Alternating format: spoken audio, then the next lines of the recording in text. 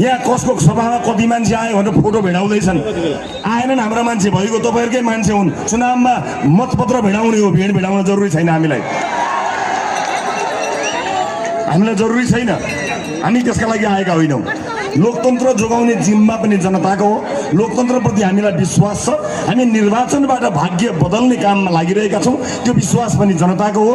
त्यसकारणले निर्वाचनबाट भाग्ने अर्को पनि एउटा अफर भइगयो नि त। ल यस्तो पिर लाग्छ लोकतन्त्रको भने भाइभरका सबै मिल्नुस्, एउटा दल बनाएर चुनाव लड्नुस्, अल भर्सेस वान, घन्टी भर्सेस अल। जति बेला जनता जाग्यो त्यति बेलामा कचकच गर्न पाइँदैन है, कचकच गर्न पाइँदैन। शान्तिपूर्ण निर्वाचनको प्रत्याभूति सरकारले दिन्छ, दियोस्। रासोपा लोकतन्त्रको विधि मानेर लोकतान्त्रिक मूल्य र मान्यतामा अडिग रहेर काम गर्छ। रासोपासँग डराउनु पर्ने जो हो त्यो मात्र डराओस्, जनता डराउनु पर्दैन। हाम्रो वैदेशिक नीतिमा कसैले चिन्ता गर्नु पर्दैन। असंलग्न परराष्ट्र नीतिको सिद्धान्तलाई अवलम्बन गरेर हामी छिमेकीहरूको सम्बन्धलाई उत्कृष्ट बिन्दुमा पुर्याउँछौँ। अब विकास कूटनीतिको लागि हामी अगाडि बढेका छौँ, कसैले चिन्ता गर्नु पर्दैन। रासोपाले बुझेको छ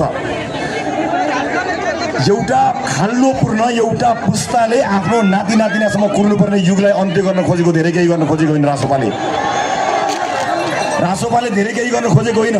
विद्यालय र युनिभर्सिटीमा दलका ब्यानरहरूलाई निकालेर त्यहाँ विद्यालयमा शिक्षा हुने काम खोजेको।